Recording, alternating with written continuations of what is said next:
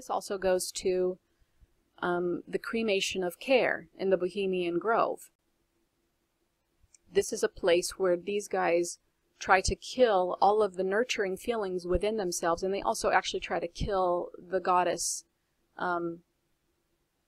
Isis, you could say, who is associated with the owl.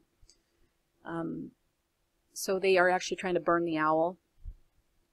And it's actually, what they're trying to do is kill the divine female within them so that they can go on and making cruel choices, because they need to, you know, hold on to their cruelty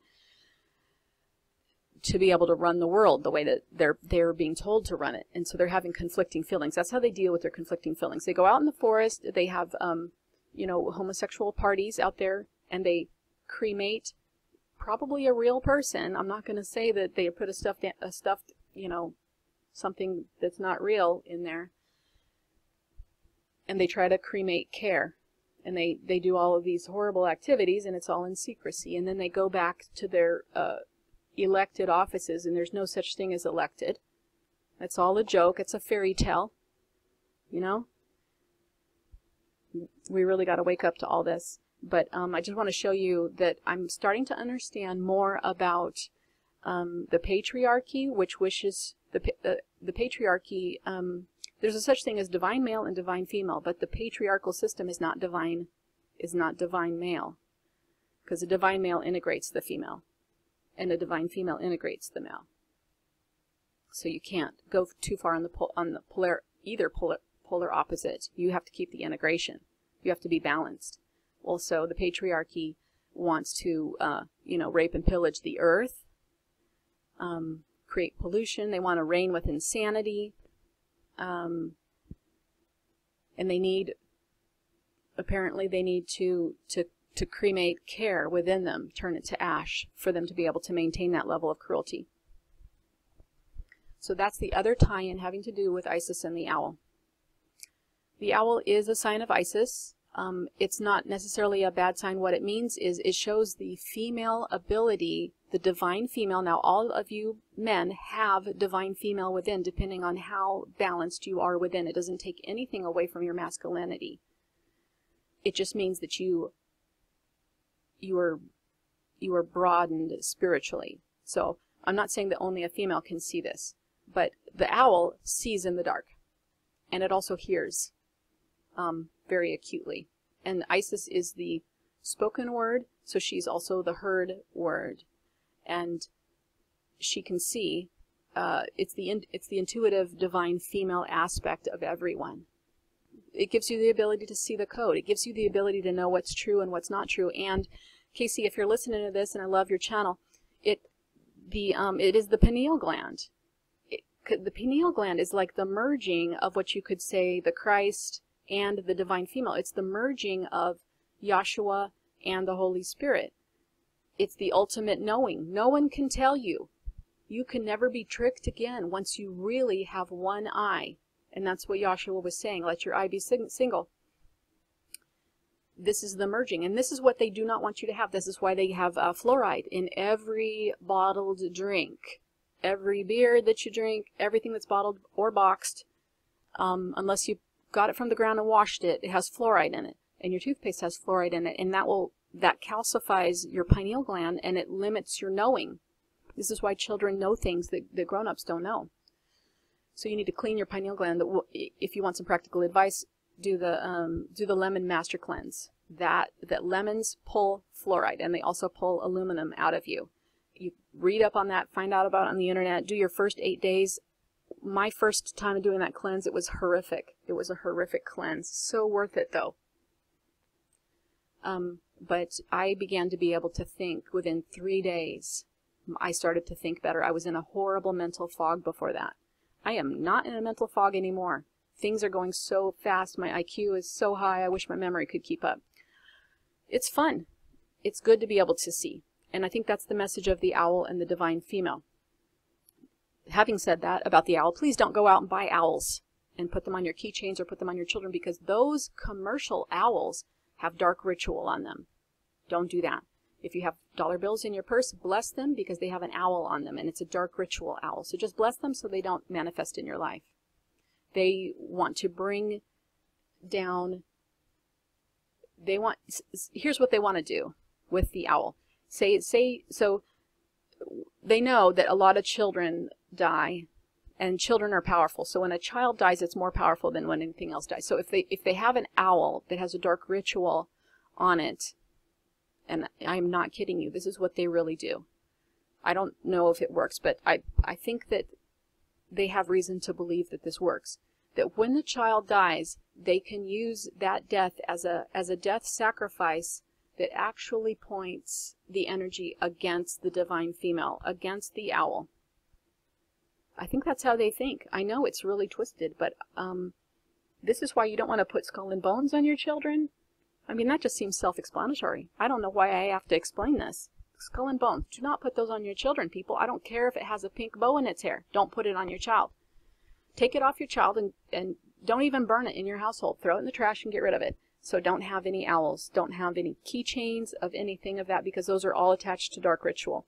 That way, when they manifest these disasters that they're planning and a whole bunch of people die, they feel like they are gathering all that chi because they have you unknowingly locked in agreement with this dark ritual, and they are harvesting that chi against sanity, against the divine female, which is the integration of everything, which is compassion, which is understanding and inclusiveness. The female is inclusive. She's the 1, 2, and the 3.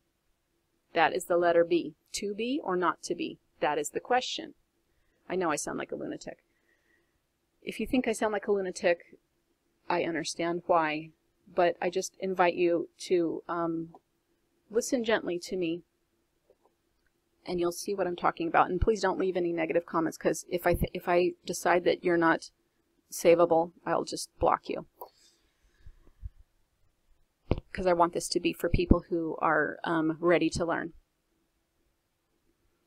All right, so I think that, okay, so I don't know if I really got this in. So Isis has to do with 49 and the way, and the divergent way, and that is why they use, I don't have a divergent 7 here. These are VOBs. They kind of look like 7s. Let me find another picture. I'm going to pause it. All right, so this isn't the picture I was looking for, but it pops up. It's the right picture to bring to you. So this is Tiger Woods on his day of humiliation. He has divergent 7s on his forehead, and they are in black. And then he has the TW in white. Now, I did a whole decode on this. The black and the white tells you to add or subtract the gematria of it. But I just want to show you the divergent 7s in black on his forehead, and he has a white cap on. Let me show you another picture. All right, well, this is kind of a sign of the divergent 7. She has this is a Pleiadian stance. It's a W, and I have videos where I'll show you, where I've shown you that this is actually Pleiadian. And the Pleiadians go way back to the very early Egyptian sky goddesses. Isis is a granddaughter of Tefnut, and it's a matrilineal, it's a parthenogenic, or what you could call virgin birth, matrilineal ancestry line of sky goddesses. But so here is a little bit of the 7. I'll get you a better picture, but what I want to tell you is they are using the divergent 7, which is the way, multiply it times 7 times 7 is 49.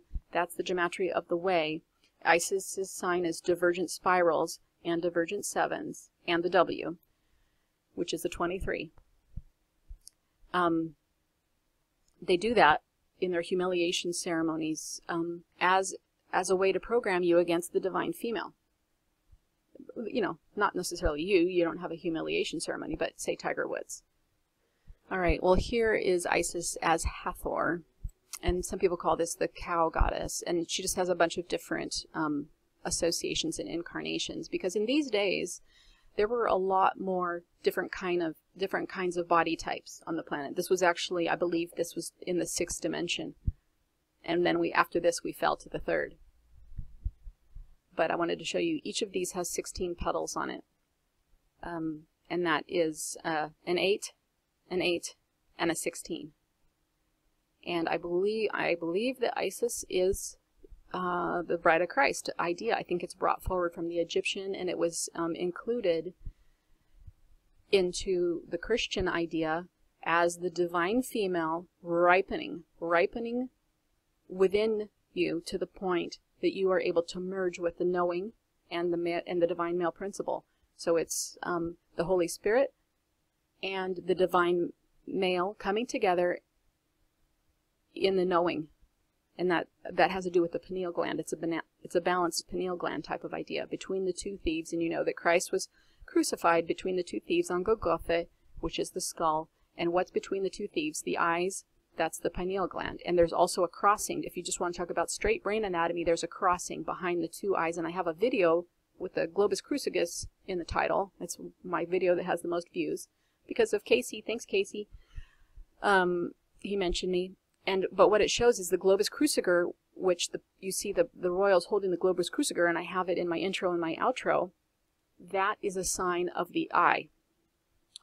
You have the good eye and the bad eye, according to the symbolism. And the mixture of their information comes at the cross in the center. So you will either, you know, the cross is the burden, basically. It's the burden of the mixture of good and bad, and that has to do with the symbolism of our world right now. Basically, this whole age of this generation. The other thing I want to say about Hathor, supposedly a cow goddess, the sky goddess of the ancient, I believe it's ancient Mayan, or it could be Aztec. Forgive me if I said that wrong, but their goddess of the sky is Mu, goddess Mu. And so that's not an accident that it matches up with this Hathor goddess. There's a lot to know about this, and if you are like me and you grew up in a heavy Christian household, I went to church at least once a week. Then I went to school, which sometimes had church every day. And I was very pure-hearted, and I took it all pretty seriously. I mean, I did realize that they were completely insane on a few topics. But if you're like me, this is a lot to chew. So just breathe. And we need to look back. We need to look back together before the Vatican. The Vatican was the very first mass media with the Bible, and we need to look before that and sort things out. Here's a picture that modern-day Christians are not going to like. But it doesn't have to be a bad picture. It doesn't have to be a heartbreaking picture. They just repackaged. They repackaged it for you. And also this teacher of truth, Joshua, was a teacher of truth. I really think that he really did walk the earth and teach truth. And I think some of that truth is in the New Testament. Well, he came many times, because if you are a teacher of truth, you are not just going to come to one small select group of people, because that would cause, that would be very, very unfair, and you would be a wise person. So you wouldn't do that. I mean, I think any rational person can see that that would be wrong, to go and do that to a bunch of primitive people, to only give the truth to one set of people. So he came many times, many different places, many different times, and he came under different names. And we don't know all the names because the Vatican wants you to only take the Vatican package of this. Here she is with a white vulture on her head, and I can't see the rest of her headdress, but the white vulture is a sign of what has finally been translated to the Virgin. But it underlies her tie to the birds. And birds, it's basically the Garuda race, and I think that's where I probably didn't finish my statement, that she has Garuda blood in her. And that's different from her grandfather Enlil, because he did not have Garuda blood. And Garuda blood is very wise. Those are the gods of the Hindu. Those were the protective gods. You can see Vishnu being flown to safety by giant birds. And this is also the symbolism that we see in The Lord of the Rings, where the people who endeavor to help the good wizards, you could say, or the good Pleiadians, those people are helped by the Garuda. They're helped by the giant eagles. Now, the Freemasons have taken the eagle and distorted it into their own means. So we have to be aware of that. But I just want to show you that her bird association. Now, the academics will tell you that the Egyptians are ignorant because they think that the white vulture was parthenogenetic. I'm going to basically come down on the side of Egyptians are smarter than any academics today. So either we don't understand the parthenogenic nature or the symbolic nature of the white vulture, or we don't understand parthenogenics, or we don't understand the white vulture, or something.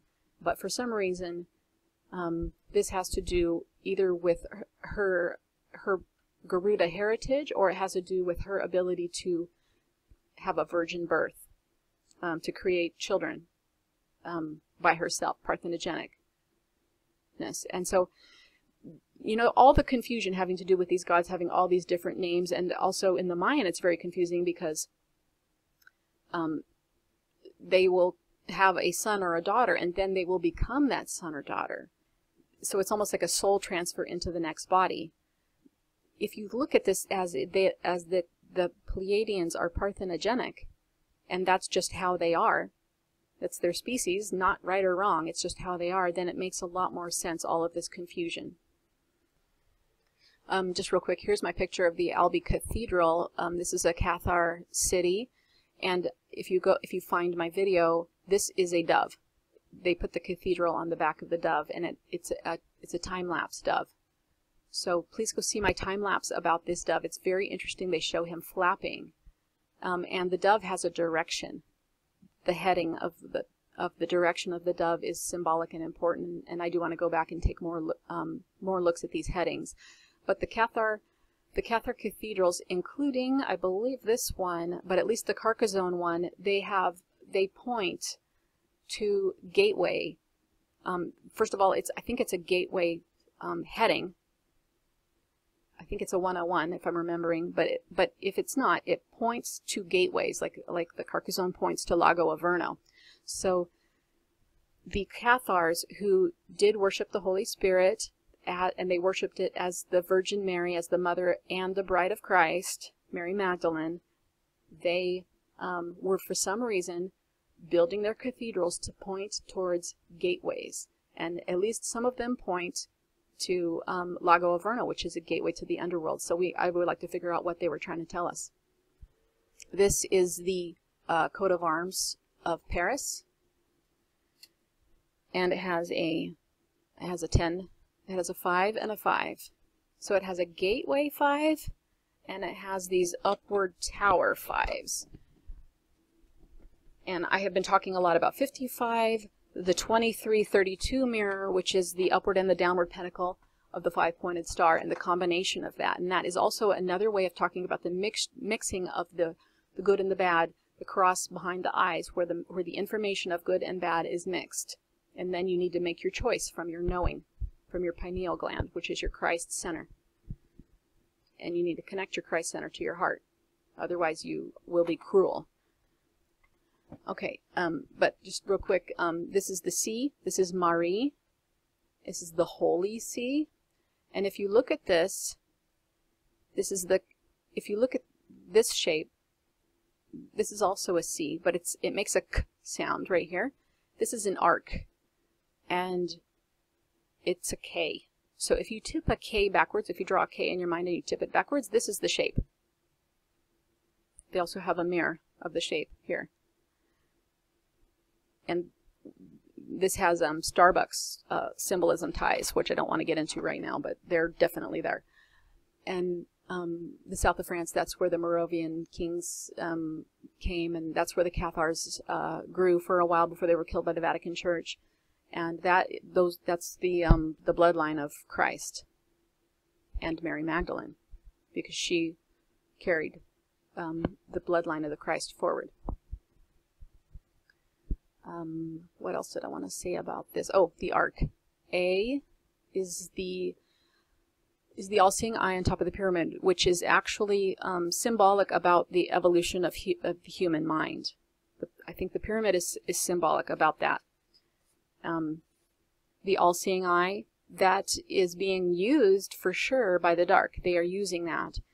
But originally, there's basically two teams on the earth, and one of them are the Allies, and the other one is the Nazis. So you have the all-eye, the all-seeing eye, the sees all, and that's your pineal gland, actually. because it's single. And it sees all. You can be there with your eyes closed and you will see all if you have your pineal gland open and you have the not sees, the people who don't see. Okay? I hope you guys made it into this long enough. At 52 minutes. If you're still here, put in the comments and give you a high five for still being here. You got to hear that part. You got to hear about the Allies and the Nazis, right? That's basically the two camps. So the ark is the all-seeing eye, the A, I'm drawing it with right here. The R, which is the next step from the B, because the B is the pregnant Isis. She's the 1, 2, and the 3. She's the inclusive divine mother. Then when she opens the birth canal, that's an R. And when she opens the birth canal, things come into being. That means they are. Okay? Before they were not. And now they are. It's also, you could say, a manifestation. So not only could you bring a person into being, you could bring an idea into being. And then the K is this shape, and it's supposed to be, it's a vessel. So what you need to do is use the all-seeing eye to manifest your very balanced vessel that you can navigate the waters on. And these will be eventually the waters of heaven. And that's why in Genesis they actually retained that part about that the heaven is waters. And it has to do with those early Egyptian sky goddesses whose symbol was the ichthys. It was the fish. It's not a Christian symbol. It's an Egyptian symbol. It's a Pleiadian symbol of the early goddesses of the waters of the heavens. And when you have your ark built, you will have your own all-seeing eye within you. You will have your pineal gland cleared. You will be able to see in the darkness. And then you will give birth to your vessel. You will give birth to your new self. The word me is, let's see, yeah, the word me is a 13 and a 5. Which is an 18, and that's an R. And that means you are always giving birth to yourself. You are always reinventing yourself. You don't realize that. You think that you're stuck because of the brainwashing. You feel like you're stuck somewhere. You're not. You can give birth to yourself anew. You can change yourself anew. You can create your new balanced self. It's not game over for you. No, no. I counted these once upon a time. I don't remember what I learned about this. But here she has in the, so this is the symbol of Isis. Paris is for par Isis. Paris is made for Isis. If you go look at my video about Isis in Paris, I did a whole bunch of drawings of her. And she has a womb over there. And inside of her womb are twins. And it is mind-blowing to me that they can actually do this. And because it's Disneyland, and I've always thought of Disneyland as being very bad, and maybe they're just, the reason why they did it with Disneyland is because Disneyland is going to, you know, burn it all down or something, like a Bohemian Grove type of symbolism. Maybe they have some kind of ritual planned for that area. But there's 923 dates on that circle of Disneyland. There's a double chalice over there. So if you're in France, I would advise that you don't go to Disneyland at the end of September. Stay home. All right, well, here's one of my pictures. It's an early picture that I did of Isis and Osiris or Horus Sr. in Washington, D.C. And this is a little bit timely for sure. I mean, it's really timely. All kinds of things are about to go down over here. All right, well, just cutting in here, this is going to be, I'll continue this talk about Isis in Washington, D.C. and Osiris in part 4, and this is part 3, so stay tuned. And there will also be some more pictures, and actually can't remember what I talked about, but I hope you stay tuned, and thanks for listening. Talk to you soon.